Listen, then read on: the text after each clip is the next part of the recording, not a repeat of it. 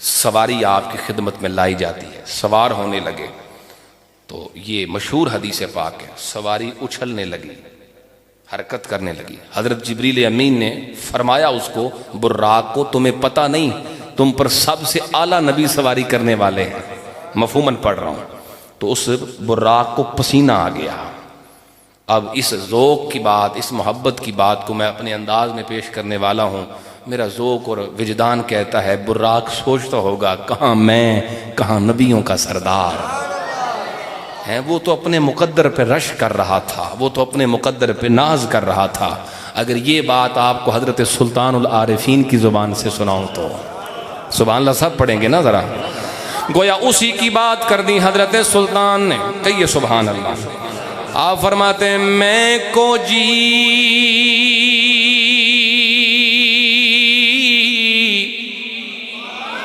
تے میرا دل بر سونا تے میں کی کن اسنو بھاواں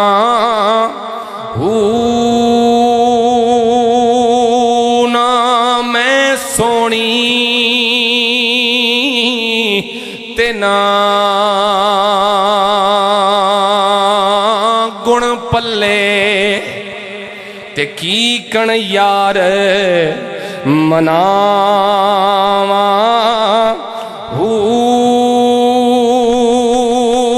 ویڑے میرے او وڑے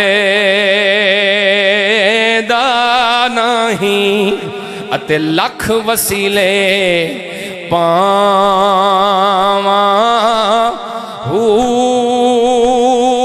اے ہو ڈر مینوں ریندا باہو کتے روندی نہ مر جاواں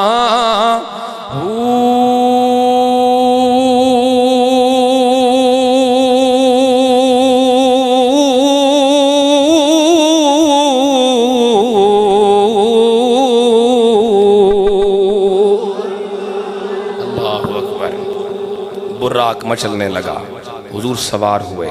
اب یہ زمینی سفر شروع ہو گیا، سرور انبیاء کی سواری چلی، سرور انبیاء کی سواری چلی، حضور چل پڑے۔ یہ زمینی سفر کا آغاز ہے، سبحان اللہ کہیے تو چلیں آگے۔ آؤ میرے پاک نبی کے غلاموں غور کرو، حضور چل پڑے، سواری چل پڑی ہے۔ اختصار کے ساتھ ایک آواز دینے والا قریب آتا ہے، اس نے حضور کو پکارا ہے، حدیثیں پڑھ رہا ہوں مفہوم کے ساتھ۔ اس نے حضور کو پکارا، حضور میری بات سنیں۔ حضور نے توجہ نہیں فرمائی، چل پڑے۔ تھوڑی دیر گزری، ایک اور آواز دینے والا اب بائیں طرف سے آیا ہے، اس نے حضور کو پکارا ہے، حضور نے اس کی بھی بات نہیں سنی ہے، چل پڑے ہیں۔ تھوڑی ہی دیر سامنے کی طرف سے ایک عورت آئی ہے، زیب و زینت مزین ہے، آراستہ و پیراستہ ہے، زیورات سے لدی ہوئی ہے، ایک خاتون سامنے کھڑی ہے، حضور کو اپنی طرف دعوت پیش کرتی ہے۔ میرے نبی نے اس کی طرف بھی توجہ نہیں فرمائی، چل پڑے۔ بعد میں حضرت جبریل کو پوچھا ہے، اے جبریل بتاؤ وہ جو پہلے آیا تھا وہ کون تھا؟ حضور وہ یہودی تھا، آپ کو بلا رہا تھا، اگر آپ اس کی طرف توجہ کرتے آپ کی امت یہودی ہو جانی تھی، اور جو دوسری بار آیا وہ عیسائی تھا، وہ نصرانی تھا۔ حضور اگر آپ اس کی طرف توجہ کرتے امت عیسائی ہو جانی تھی۔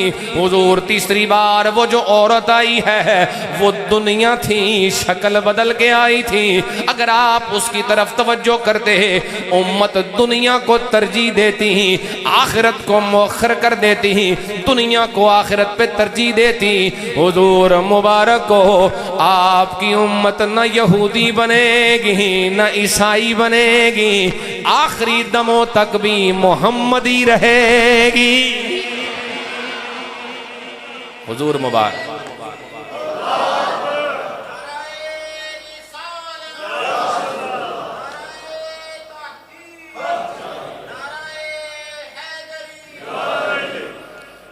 نبی پاک علیہ الصلوۃ والسلام چل رہے ہیں، روکا گیا، نماز پڑھیں، پھر روکا گیا، نماز پڑھیں، پھر روکا گیا، نماز پڑھیں۔ 3 مقامات پہ نماز حضور نے پڑھی ہے، نماز نفل ادا کی ہے۔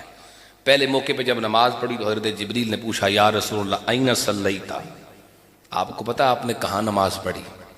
پھر خود عرض کرنے لگے یا رسول اللہ صلی اللہ علیہ وسلم صلیتا بطیبہ، حضور آپ نے مدینہ منورہ مدینہ طیبہ میں نماز پڑھی ہے، یہ آپ کا مہاجر ہجرت گاہ ہے، یہاں آپ نے ہجرت کر کے آنا ہے۔ دوسری مرتبہ نماز پڑھی تو پوچھا حضور این صلیتا، آپ نے کہاں نماز پڑھی؟ پھر خود عرض کرتے ہیں یا رسول اللہ آپ نے نماز پڑھی ہے حیث کلم اللہ موسیٰ، یہ وہ مقام ہے جہاں حضرت موسیٰ سے اللہ نے کلام فرمایا تھا، کوہ طور۔ تیسری مرتبہ نماز پڑھی تو عرض کی حضور صلیتا ببیت اللحم، آپ نے بیت اللحم میں نماز پڑھی ہے، ببیت لحم، یہ وہ جگہ ہے جہاں حضرت عیسیٰ علیہ السلام پیدا ہوئے ہیں، بیت اللحم۔ 3 جگہوں پہ نماز پڑھی۔ ہمارے لیے کیا سبق ہے؟ ہمیں کیا سبق نظر آیا؟ بھئی جہاں برکت والی جگہ ہو، جہاں برکتیں اترتی دکھیں، رحمتیں نازل ہوتی، پتہ چل جائے کہ رحمت والی جگہ ہے، برکت والی جگہ ہے یا پھر نسبت والی جگہ ہے، تو وہاں کیا کر لو؟ نفل پڑھ لو۔ بدعت نہیں ہے، حضور کی سنت ہے۔ مجھے بتاؤ جہاں حضرت عیسیٰ علیہ السلام کا مولد ہے، ان کی ولادت گاہ ہے، وہاں حضور خود نفل پڑھیں۔ جہاں حضرت عیسیٰ پیدا ہوئے وہاں خود حضور نفل پڑھیں، اور ہم اگر وہاں جا کے درود پڑھ لیں تو فتویٰ کیوں ہے؟ آپ سمجھ رہے میری بات کو؟ جب حضور نفل پڑھ رہے ہیں، سنت ہے حضور کی، پتہ چل گیا جو حضور نے کیا ہمیں بھی کرنا چاہیے۔ حضور حضرت عیسیٰ کی ولادت گاہ پہ نفل پڑھ سکتے ہیں تو ہم حضور کی ولادت گاہ پہ کھڑے ہو کے درود بھی پڑھ سکتے ہیں۔ چلیں گے آگے محبت سے سبحان اللہ۔ آؤ میرے پاک نبی کے غلاموں غور کرو، سواری آگے بڑھتی جا رہی ہے۔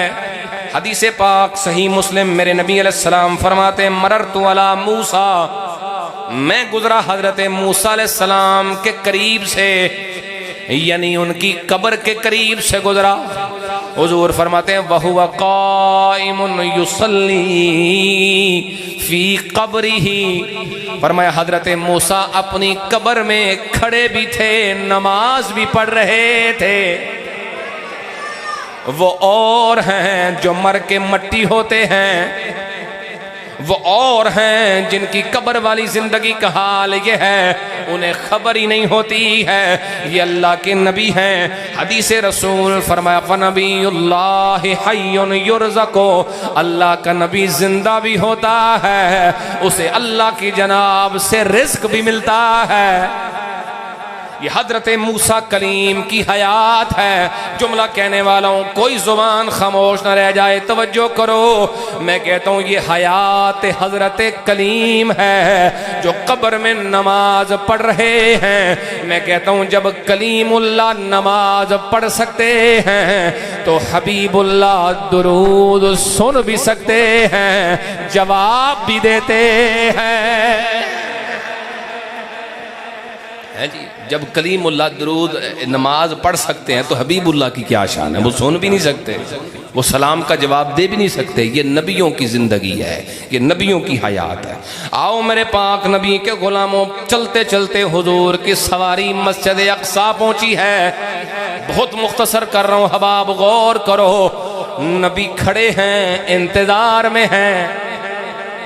وہ نبی حضرت موسیٰ جو رستے میں ملے تھے وہ یہاں بھی موجود ہیں، انتظار میں ہیں۔ سارے نبی صفیں باندھ کے کھڑے ہیں، مصلی خالی ہے۔ حضرت جبریل نے دست مبارک پکڑا ہے اور مصلی امامت پہ کھڑا کیا ہے۔ نبی سارے پیچھے ہیں، اعلان کر رہے ہیں ہم سارے مقتدی ہیں، امام یہی ہے۔ ہم مقتدی ہیں، امام بولو یہی ہے۔ امامت کا مطلب ہوتا ہے درجے کی بلندی۔ آپ جسے اپنے احباب میں سے بہتر سمجھتے ہیں اسے مسلح پہ کھڑا کرتے ہیں، گھٹیا سمجھتے ہیں اسے نہیں کھڑا کرتے۔ جس کے کردار میں، جس کے علم میں، جس کی قرات میں ہی یا زندگی کے معاملات میں کسی جگہ آپ خرابی دیکھتے ہیں، اگر ہو بھی کھڑا تو ہٹا دیتے ہیں، کم از کم اتنا ضرور کرتے ہیں میں کلیاں پڑھ لاں گا، میں دے پیچھے نہیں پڑھنی، اتنی جرت ہے نا، اتنا ضرور کرتے ہیں۔ نبی سارے کھڑے ہیں، عقلوں والے، شانوں والے، کمالات والے، علم والے، نبوتوں کے تاج لیے ہوئے، اور کھڑا کر رہے ہیں حضور کو آگے۔ یہ بتانا چاہتے ہیں باقیدہ ہے ہم نبیوں میں بھی کوئی ان جیسا نہیں ہے۔ سبحان اللہ پڑھیے تو شعر سناؤ۔ اقصاد وچ آقا میرے، بولو گے؟ اقصاد وچ آقا میرے، پڑھ کے نماز پچھے تیرے، نبیاں نے بھی یہ ہو کے آ تیرے جیا کوئی نہیں، نبیاں نے بھی اے ہو کے آ تیرے جیا۔ مل کے کوئی زبان خاموش نہ رہ جائے، مل کے پڑھو، نبیاں نے بھی اے ہو کے آ تیرے جیا۔ نماز ہو چکی، آقا کریم علیہ الصلوۃ والتسلیم نے نماز کے بعد پھر انبیاء نے اپنی شانوں کا بیان کیا، خطبے پڑھے ہیں۔ بہت اختصار کر رہا ہوں کیونکہ میں چند منٹوں میں بات مکمل کر رہا ہوں۔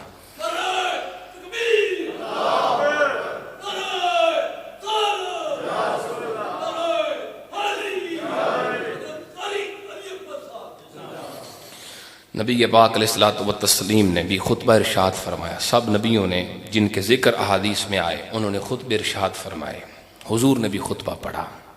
کیا خطبہ ہے، کیا شان والا خطبہ ہے۔ سب نبیوں نے اپنی شانیں بیان کی، حضور نے امت کی بھی شان بیان فرمائی۔ پہلا جملہ پڑھ رہا ہوں، فرمایا الحمدللہ الذی ارسلنی رحمتا للعالمین۔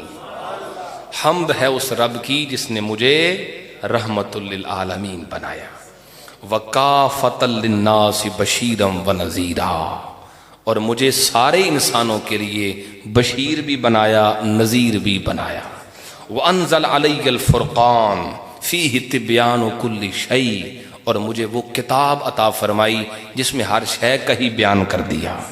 اور پھر حضور نے امت کی شان بیان فرمائی۔ سبحان اللہ پڑھیے نا۔ فرمایا وجعل امتی خیر امت، اللہ نے میری امت کو سب سے بہتر بنایا، میرا کلمہ پڑھنے والا سب سے بہتر۔ اب مجھے بتاؤ، جس کو حضور بہتر کہیں اسے خود کو گھٹیا سمجھنا چاہیے؟